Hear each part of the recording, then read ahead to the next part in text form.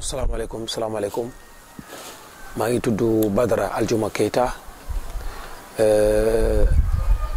dëkk Rosso Mauritanie juddoo fa màggoo fa je suis artiste rappeur commencé musique inchallah en 1992 93 donc def ñaari album commencé premier album bi en 2008 à Dakar mu tuddee ko Bultaay def deuxième album en 2011 tuddee ko Gëstu Gis premier album bi maa ngi ko génnee ci studio bu ñuy wax Jolof for Life 99 record studio Simon deuxième album bi ma génnee ko ci Pic Sound Yëmbal donc yooyu mooy ñaari album yi ma def ma def ay compilation première compilation bi ma tuddee ko Rosso foo toll deuxième bi ma tuddee ko jigéen yi ci la ñu bokk troisième bi ma def tuddee ko La Relève donc je suis l'initiateur aussi du festival Afia bu ñuy def chaque année diggante Rosso Mauritanie ak Rosso Sénégal donc jeunesse ndaw Rosso Sénégal groupe bu tudd Sénérim ak man bi formé groupe Rosso foo toll ñooy def festival bi nga xam ñu ngi koy tuddee Afia parce que jàmm lay wax ci diggante dex bu Rosso Sénégal bi côté Sénégal ak côté Rosso Mauritanie umpalewul leen kani jàll bi dafay metti tout le temps problème yi day bare tout le temps donc loolu moo tax ñu initier festival pour tuddee ko la paix donc c'est un peu samay activités yi may def à part loolu je suis un professeur d'éducation physique sortant de 2008 yore école secondaire donc et nekk aussi entraîneur de basket de l'équipe senior féminine de Rosso jël ñetti yoon coupe président donc j'ai joué à l'équipe nationale de la Mauritanie de basket def Tunisie Maroc Algérie def dëkk yu bare ci basket Dakar j'ai fait là-bas 4 ans 5 ans doon jouer centre bu ñuy wax bopp donc foofu la initié sama bopp ci basket donc loolu moo nekkoon juste briefing bi nga xam ni day wax ci jëmmu Jobal Art l'artiste même. waaw Jobal Art ñu ngi lay remercier vraiment dina dalal ci Mbedd Mi Média TV. alors tey bu la déggee def nga la présentation wax sa jaar-jaar kër nga bëri casquette macha allah alors Jo nan nga mën a boole casquette yi nga wax muy basketteur bi muy rappeur bi muy éducateur bi. alors ñett yëpp nan nga leen boole muy dem benn bu nekk te benn du yàqal moromam. moom gis nga affaire yi dafa dabante. ndaxte musique boo koy def mën nga ci def sport parce que da ngay gis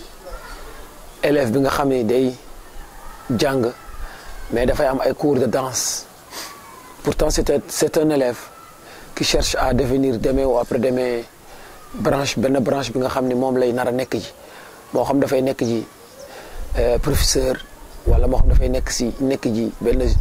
magistrat wala mu nekk ci benn militaire wala lu mu war a mën a nekk yëpp dafay xam ni que ni mun nga boole multifonctionnel pour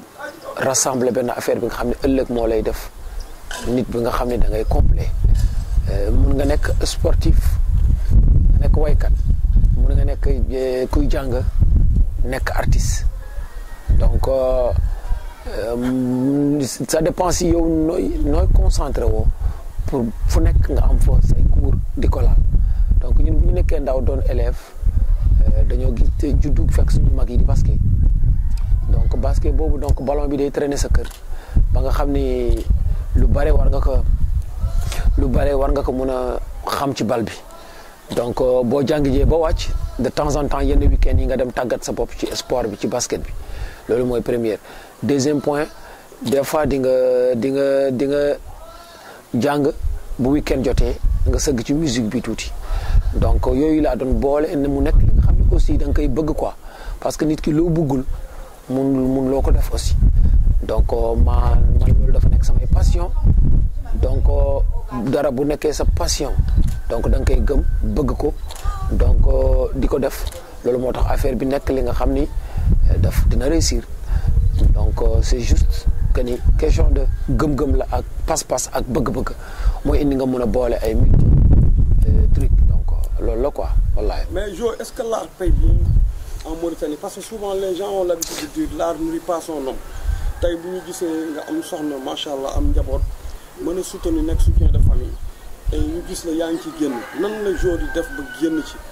est-ce que l'art nourrit vraiment son homme? Bon surtout fii en Afrique ni ñuy wax am na yenn dëkk yi nga xam ni musique baa ngi leen di fay waaw mais yegoogul si dëkk bi ma nekk bi mooy Mauritanie ba tey yàgg naa ko wax ci ay émission que ni kuy musique 92 ba léegi yenn gëdd yi de reconnaissance amuloo ko heure bi waroon na fekk ma gën a sore fii ci aar bi mais peut-être loolu yàlla tudd waaw yàlla moom lu mu tudd rek ne ko alhamdulilah te mu doon li gën ci yow mais si l'art nourrit son homme en Mauritanie quand même il ne le nourrit pas ou bien si l'art ne nourrit pas son homme en Mauritanie c'est ce qui existe donc dafa nekk dëkk bi nga xam ni tout le temps dañoo nekk en retard ci lépp nag waaw dëkk bu baax la dëkk bu neex la bu am jàmm la mais dafa am affaire yu bare yi nga xam ni dañ ci yéex dox fekk na day fekk sa ndaw mi ngi màgg te waroon na fekk heure bi ku def 92 ba léegi yaa ngi si 24 ans de musique waroon na fekk heure bi nga dépassé fi nekk benn ambassadeur nekk benn monument gars yi di ñëw di dugg nga leen di jàppale ci culture bi ak yooyu mais ba tey ñun dañuy dem pour ñu jàppale ñu mais ñun tooguñu pour di jàppale suñuy rakk yi donc yow bu fekkee yow yaa jiitu ci lii yow kenn jàppale wu la donc yow doo am doole ba mën a jàppale donc en Mauritanie vraiment l'art ne nourrit pas son homme vraiment. Alors Jo, tey la moo doon tànkam fii ci Rosso parce que gis nañu UTV bi ñoo koy defee fii à Rosso Sénégal on précise bien parce que y a deux Rosso mooy Rosso Mauritanie Rosso Sénégal lan mooy sa tànk tey fii ci Rosso Sénégal. Bon Rosso Sénégal bokk na si dëkk bi nga xam ni sama carrière musicale daf ci am touche waaw ñaari rive yi jegante ba nga xam ni lu mu saana xew Rosso Sénégal daan ma woo ma ñëw def si sama participation loolu mooy indi ngay teg ay tànk ba gis war nga fi mën a am benn programme nga ñëw rek teg ko indi sa ay frères artistes ak sœurs nga ñëw maye benn bés c'était pas facile hier parce que promo bi desoon na ñaar aussi courant yi da doon coupé ay yenn facteurs yi nga xam ni en Afrique day am ba léegi ay courant yuy coupé te loolu bokk na si luy ñàkk développé réew donc mu nekk li nga xam ne artiste day woy ba ci digg bi courant bi ni kabaj donc jusqu'à maintenant am na yenn affaires yi nga xam ni mi ngi laal société bi te day gaañee donc ma ñëw fii dem ñu def fi programme yaa ma gën a xam parce que gis nga macha allah li fi jotoon ñëw ci public bëgg nañu foo nañu ak ñoom ree ak ñoom jouer leen artistiquement montrer leen notre puissance musicale et notre empreinte l'essentiel c'était ça l'essentiel kenn amul problème ba ñu ngi yeewu fii toog ci jàmm di def émission donc loolu daf ñuy neex donc Rosso Sénégal sama diggante man ak ñoom du tey yàgg na ci festival yi donc ci concert yi ci jàmm ak salaam bu ñuy ñoddi ñun ndaw yi donc loolu nekk na li nga xam ne dama koy rafetlu bu baax loolu mooy sama tànk tey fii ci Rosso Sénégal. Juste une petite parenthèse en parlant de la politique on a vu que tu es un acteur un activiste quelqu'un boo xam dans tes textes on voit que tu développes tu le fais aussi pour aider un peu la jeunesse alors tout récemment on a changé de régime il y a un président qui est parti un autre est venu et voilà gars yi doon nañ ko interpréter nag parce que son allié c'était un noir on sait que là-bas en Mauritanie donc voilà pour noir jël fa pouvoir gisaguñ ko bokk donc alors lan mooy yow sa position ci loolu tam situation Mauritanie gisoon nañu yëngu na un peu alors Jo ban moo la am pour wax à la population ñu def lan aussi lan mooy sa rôle aussi sam ci côté politique par rapport ak sa localité par rapport aussi à ta musique. man sama rôle ci politique mooy je suis ni au pouvoir ni opposant maa ngi ci digg bi maanaam bu opposant yi doxul damay def pour mu dox bu pouvoir bi doxul tamit ma def pour mu dox parce que di nga xeex pouvoir ba mu am fu mu lay yóbbu ndaxte nguur day bëgg di diriger rek ici en Afrique mu nekk li nga xam ni dañ ko doon xeex parce que régime bu fi nekkoon bi dara doxul waaw da ngay gis jeune bi nga xam ni amul liggéey amul métier amul dara lu muy def li nga xam ni war na ko mën a jëmale kanam donc Mauritanie nekk dëkk bi nga xam ni nit yi duñ koy bañ rek mais dëkku maam naar la waaw olof bi dina ko bañ waaw tukulóor bi dina ko bañ bambara bi dina ko bañ saraxole bi dina ko bañ mais dëkku maam naar la parce que boo ko xoolee ci bureau yi xool ko ci lu bare ah naaree jiite waaw yàllaa ko def nag l'essentiel kenn du xëccoog yàlla waaye du tere tamit yow sa dox ñaxtu dox pour sa gox di nga ko def taxawal sa askan expliquer ni lii la neexu la mais doo jël jaas yi doo jël fetal doo jël dara pour luy ñàkkaloo réussite u dëkk donc régime bi ñëw bees du leen di féliciter ñaanal leen nañu gën a yeewu ndaxte buumu jaam bi dagg na gis nañu ren nit yi du leen yóbbu échec wan leen ni ñuy doxalee ni neexuñu waaw ñoo xam nag ñu def ba toog parce que gis nañu ni daal seen toog bu ñu toog bi positivement doxul parce que fetal yi génn na askan bi téye nañ leen bloqué nu leen donc nekk na li nga xam ni vraiment rafetlu wuñ ko par rapport ak dëkk bu mel ni Mauritanie donc du ñuy ñaan encore que ni yàlla na yàlla saxal jàmm foofu saxal fa jàmm ba nga xam ni dinañu réussir dëkk bi changer ci lu bare parce que dafa nekk un retard ci bu bare donc du mu musa tay di taxawal sama gox taxawal sama dëkk di xeexal sama dëkk ba luñ ci góobe nu gar ko parce que dafa nekk dëkk bi nga xam ne war na mën a dox ndax dafa bare ay ethnie dafa bare ay race dëkk bu bare race rek war na dox ku nekk bu indee contribution mu dox donc même pied même égalité lépp jàlla waaw loolu man laa jàpp quoi. donc Jo alors quels sont tes projets futurs et lan mooy sa dernier mot. Bon mes projets futurs c'est nit ki soo nekkee ci yoonu ndaw di lambaatu doo gumba sax mais da ngay taatee rek di teg sa loxo foo yaakaar ni war nga fa mën a suuxlu rek nga suuxlu dama nekk nit bi nga xam ne lu may yënguli moo bare yàlla na yokk donc ba tax na mes projets futurs c'est de continuer à me battre et de laisser tout dans les mains de Dieu parce que lépp lu àndul ak xel mu sell ah nit di ko jëfandikoo rek maanaam defoo dara donc comme ni nga koy waxee général waaw xel mu sell mooy nit donc yàlla nañu yàlla may ñu yàgg nekk nit pour ñuy mën a am xel bu sell donc adduna dafa bare ay yoon yi nga xam ne fu nekk war nga fa mën a teg sa loxo pour réussir donc tepp moo gën yuret loo yàgg ci tool bi rek baak fekk la fa loo yàgg ci teen bi baak fekk la fa loo yàgg di bay ci waar bi ëllëg di nga góob donc ñu ngi ñaan yàlla may ñu incha allah lépp lu ñu sumb moo xam musique la moo xam leneen la il faut que nga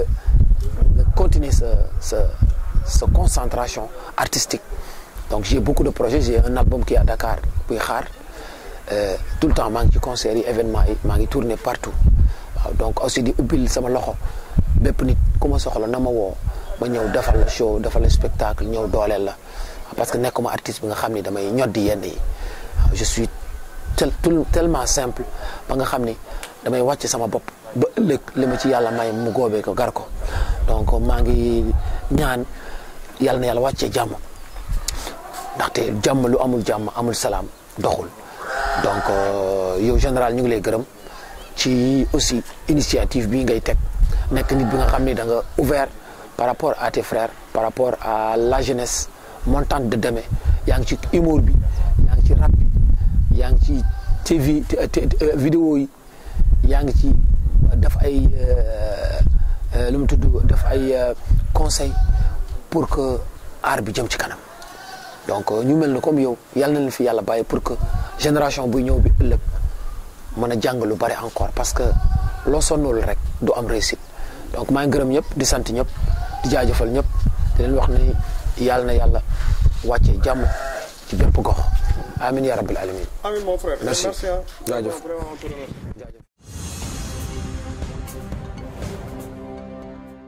si seen mag bams ba ci suuf liggéey bi rafet na yàlla na yàlla gën a yokk artistes yi nañuy def fii ay concert dañ leen di ñaanal mooy yàlla na yàlla def jàmm rafetal jikko yi rafetal lépp bu loolu weesoo damay gërëm mention spéciale à Sénérim mais di gërëm Amza ndaxte sonn na trop bu mu mënti nekk mi ngi dóor promotion bi bu baax donc artiste amul lu dul nit defal ko lu baax rek mu delloo ko jukkal di gërëm sama frère yi sax bi ñoom sakku xam-xam ñi nga xam ne dañoo bàyyi seen yitte ak seen lépp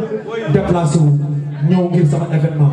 général dafa déplacé wu ndar ba fii pour ñëw ci bés bi di gërëm aussi sama sœur bii muy Saka dafa jàll dex ñëw fii seetaan ci concert bi donc man waxoon naa leen ni tey su ma amee benn nit damay concert ma nam ngeen loolu maa ngi leen di gërëm di leen sant waaye naa leen defal show bu mucc ay bi ngeen xam ne bi ngeen juddoo ba tey doo leen ko bàyyi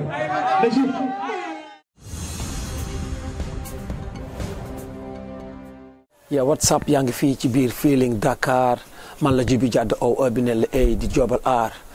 donc ñu ngi jaajëfal Mbedd Mi TV di leen wax ni de leen ko koj ndaxte fale lépp di taataanee donc ki leen ko doon taataanal mooy Joe Keita Jobal Art from Rosso Mauritania yàlla dinoo gum fi kif sak waan aka Sia aka jox ma Rise and Shine Again yàlla dinoo